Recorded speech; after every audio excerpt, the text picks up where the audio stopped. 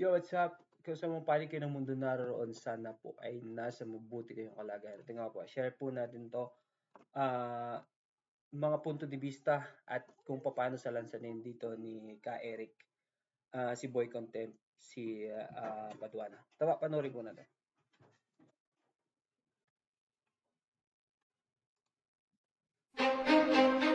Si Paduano po ay kilala ko po ang background nito sapagkat isang region kami pinanggalingan. Sa Western Visayas din po. Siya ay Negros galing, ako ay Iloilo. Iloilo City. So pag sinabing Western Visayas po, ito ay binubuo ng mga probinsya ng Iloilo, Antique, Capiz, Aklan, Guimaras. And Iloilo City, including Negros Occidental, Bacolod City.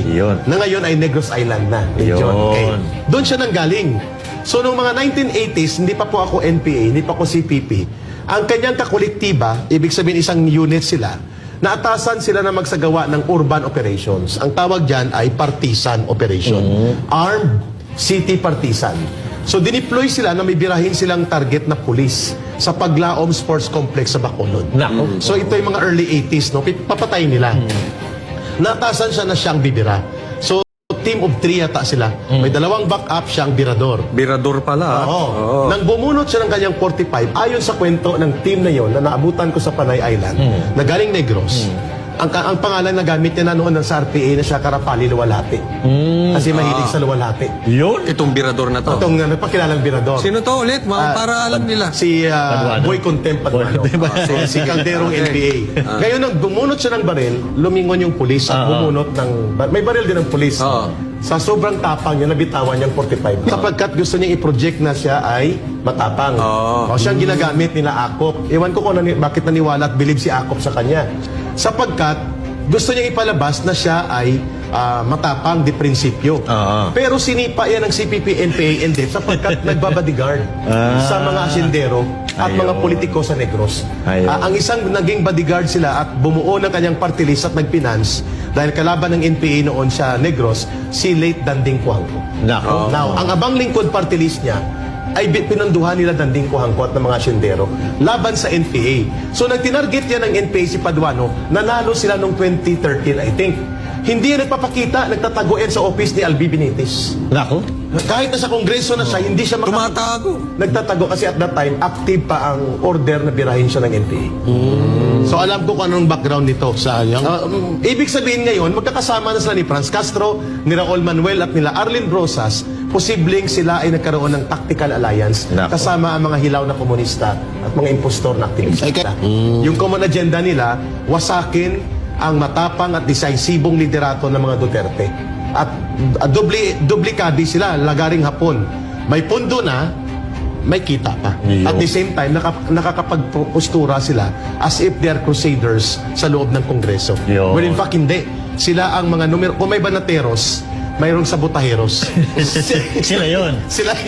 Ang tanong ko lang, since sinasabi mo na konektado itong si Paduano sa makakaliwa, safe to say na itong kanyang party list ngayon, kasama doon sa mga listahan ng mga identified na legal fronts ng CPP-NPA. Boss Dada, hindi siya officially part kung hindi alliance. Kasi ang party list ng CPP, NPA, NDF na silang bumuo at nagpapatakbo, 4 ang naiwan. Yung Bayad Muna, na tumatakbo pa rin, sila Colmenares, no? Yung, Bayad Muna. Pinatalsik na dati yan eh. So sa CPP pa rin yun, Boss Dada, at supporter ng NPA. Ang pangalawa, yung Kabataan NPA Recruiter Party List ni Raul Manuel. Yung pangatlo, yung Gabriela NPA Lover Party List. At yung Alliance of Community.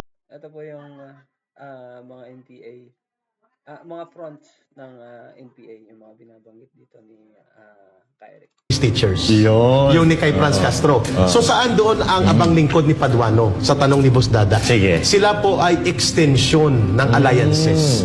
Sila po ay hindi formal sa CPP, NPA, NDF, but they also join the common agenda which is to destroy ang political influence and legacy ng liderato ni Pangulong Duterte at ngayon pinagpapatuloy ni VP Sara Duterte. Yun ang common agenda nila. Hanggang doon lang. At ang pangalawang common agenda na nakalimutan ko, pera-pera. Pera-pera. Tsaka, eto, nagsasabuatan sila hindi para... Sa prinsipyo. No. Hindi sa prinsipyo, hindi para sa pagpapaganda sa Hindi. bayan, kundi para pabagsakin ang pangalang Duterte. At ang buong gobyerno gulungin. Yun. Kaya tawag ko sa Pera-pera. kanila, Boss Dad, pera-pera. Ang tawag ko, Boss Dada, sa kanila, ang banateros ay kontra korupsyon, kontra kurakot, kontra abuso sa gobyerno. Ang sabotaheros na sa loob ng gobyerno para magsabotahe. Nako. So ang kanilang common agenda, Boss Dada, magsabotahe sa gobyerno. Yun. Iwan ko bakit naging police general at naging abogado to si Akop. Tinawag niya na Grand Criminal Enterprise ang war on drugs ni PRRD at isa daw na Grand Criminal Conspiracy against the Filipino people. Linyada ng CPP, NPA, NDF yung kanyang Correct. ginagamit. Talaga? Linya ng CPP, NPA, NDF, ang line na yan na binabanggit ni Congressman Akop na dating general sa police at naging abogado pa at nagpapakilalang investigador at ang hindi niya lang idinagdag ay siya yung sa Coratong Baliling, yun ang hindi dinagdag niya. Sabi niya, ako'y abogado, investigador, pero dapat dinagdag niya, Coratong Baliling. Coratong, oo. Ang line na the grand conspiracy of criminal syndicates pretending to be war on drugs at ang pagtawag sa war on drugs ni Pangulong Duterte as the Grand Criminal Enterprise, linyada ng CPP Central Committee yan sa propaganda Correct. na binibitbit ni Akop at pinapalakpakan ng mga hilaw na komunista at ng kanilang mga sabotahero sa pangunguna ni Paduano. Ayun. At ginagamit nila ito ngayon sa propaganda para i-malign, pakasamain ang imahen ni Vice President Sara Duterte at ang ligasiya ng decisibo at malakas na pamumuno ni Rodrigo Duterte. Okay. Napakaganda po. 1-0 Si Paduano Sinalansa. vezet idegen, és utána itt volt egy kicsike közjáték, azt nem tudom, hogy megmutatják-e. po ay Mert próbált lejátolni itt vele Cristo Reyes-tel. kami pinanggalingan.